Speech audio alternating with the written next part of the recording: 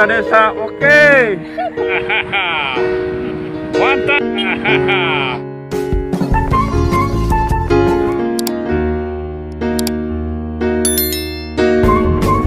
Rekan kerja saya, Saudara Alfian, rekan media dan bapak-bapak dan ibu-ibu yang berkesempatan hadir dalam acara Musdes untuk rancangan RKPDes tahun 2022. Mungkin sebelum kita melanjutkan ke acara inti, ada baiknya saya menjelaskan sedikit dasar hukum dan alur RKPDes yang akan kita jalani sampai nantinya usulan yang akan diusulkan oleh Bapak Ibu ini nanti di tahun 2022 dilaksanakan. Nah, artinya kenapa perlu dijelaskan alur? Karena ini penting untuk tim penyusun RKPDes yang nanti akan terpilih itu agar tahu tahapan-tahapan yang akan dilalui oleh mereka. Pada dasarnya alur ini sama saja dengan tahun-tahun kemarin, tetapi tahun ini akan sedikit berbeda dengan dasar hukum yang akan kita pakai di tahun 2022. Karena pada saat penyusunan RKPDes tahun 2021, kita masih menggunakan Permen Desa nomor 17 tahun 2019. Sedangkan untuk penyusunan RKPDes tahun 2022 dan nantinya Desa Air Napal termasuk 9 desa yang akan melakukan Pilkades di tahun 2022 dan akan membentuk dan membuat dokumen RPJMDes baru, maka RPJMDes dan RKPDes itu nanti dasar hukumnya sudah memakai Permen Desa nomor 21 tahun 2020. Di mana yang berbedanya adalah bahwa basic data untuk melakukan perencanaan desa itu harus berdasarkan data SDGs desa. Kemudian format-format, formulir atau sebagainya mungkin akan sangat berbeda dari tahun kemarin. Makanya mungkin tahun ini baik tim penyusun RPJMDes dan tim RPJMDes nanti dan tim penyusun RKP mungkin agak sedikit bekerja keras baik dari kami tingkat pendamping untuk mendampingi tim penyusun RKP di tahun 2022. Alur yang akan kita lalui seperti tahun kemarin ada 7 alur, mungkin saya jelaskan secara singkat aja. Yang pertama, alur yang pertama yaitu Musdes penyusunan perencanaan pembangunan RKPDes tahun 2022, yaitu hari ini. Inilah langkah awal atau titik awal kita melakukan perencanaan di tahun 2022. Kemudian alur yang kedua yaitu pembentukan tim penyusun RKPDes desa. Nah, dalam Musdes ini nanti juga kita sekaligus membentuk tim penyusun RKP desa yang terdiri dari 7 sampai 11 orang. Saya sarankan hanya ambil 7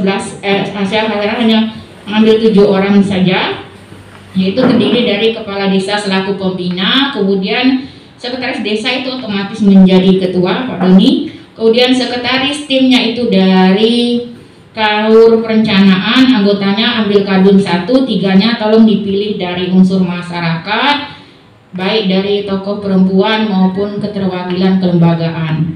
Kemudian ada pencermatan pagu indikatif dan penjelasan program kegiatan yang akan masuk ke desa.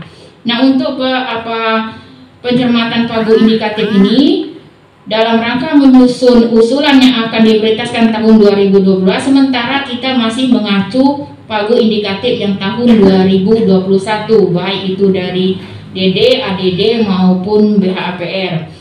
Nanti apakah di tahun 2022, apakah nanti masa pandemi ini belum berakhir, apakah masih ada BLT, apakah masih ada dana untuk penanganan COVID, kita belum tahu pasti, kita menunggu aturan yang akan mendasarinya. Jadi mungkin perlu nanti pada saat penetapan prioritas usulan itu diadakan perankingan. Misalnya ada 6 atau 7 terpilih usulan, itu tolong diprioritaskan 3 mana yang paling atas, sehingga nanti ketika ada aturan baru yang terbentuk kita harus menganggarkan BLT atau sebagainya, itu kita sudah ada ketentuan prioritas mana yang akan dibangun di Desa Air Napal. Kemudian kita melakukan pencermatan ulang dokumen RPJM desa, nanti akan disampaikan oleh Sekdes. Karena tahun ini adalah tahun terakhir masa kepemimpinan Pak Nozi selaku Kades, maka sebaiknya ditampilkan semua kegiatan yang belum terlaksana atau belum terrealisasi pada masa zaman Pak Nozi. Dipilih dengan dari semua kegiatan yang terlaksana itu tolong dipilihkan yang paling prioritas atau mendesak untuk dilaksanakan di tahun 2022. Nah, Tahapan 1 sampai 4 ini yaitu kita lalui semua pada hari ini. Kemudian setelah tahapan ini, kemudian ada penyusunan rancangan RKP Desa dan rancangan usulan RKP Desa. Artinya seperti ini Pak Doni, ketika tim penyusun RKP sudah terpilih ini nanti, seandainya ada usulan yang memerlukan hibah tanah atau sebagainya, maka tim penyusun RKP sudah melakukan survei dan sudah melakukan mengidentifikasi tanah atau lahan yang akan dihibahkan, juga sudah melakukan teknik penyusunan desain dan draft jika itu memang diperlukan. Jadi itu artinya untuk tahapan yang kelima ini terkait untuk persiapan usulan tahun 2022, walaupun nanti pagu indikatif biasanya itu keluar di tahun 2022 sekitaran bulan Maret biasanya. Paling cepat itu Maret, dan bisa-bisa April baru keluar untuk pagu indikatif. Kemudian tahapan yang keenam, penetapan RKP Desa dan daftar usulan di dalam Musrembang Desa. Nah, setelah clear untuk penetapan prioritas usulan dan sebagainya, nanti akan dilakukan penetapan pada saat pelaksanaan Musrembang Desa tahun 2023 yang biasanya dilaksanakan di Desember tahun 2021. Itu fix. Pada saat sudah penetapan, maka usulan yang sudah ditetapkan pada saat Musrembang Desa itu tidak bisa diganggu-gugat. Usulan itulah nantinya yang akan dimasukkan pada tahapan yang ketujuh, yaitu masuk ke rancangan APBD Desa tahun 2022. Mungkin itu sedikit yang saya jelaskan untuk alur dan dasar hukum untuk RKP tahun 2022. Lebih dan kurang saya mohon maaf. Saya akhiri. Wassalamualaikum warahmatullahi wabarakatuh.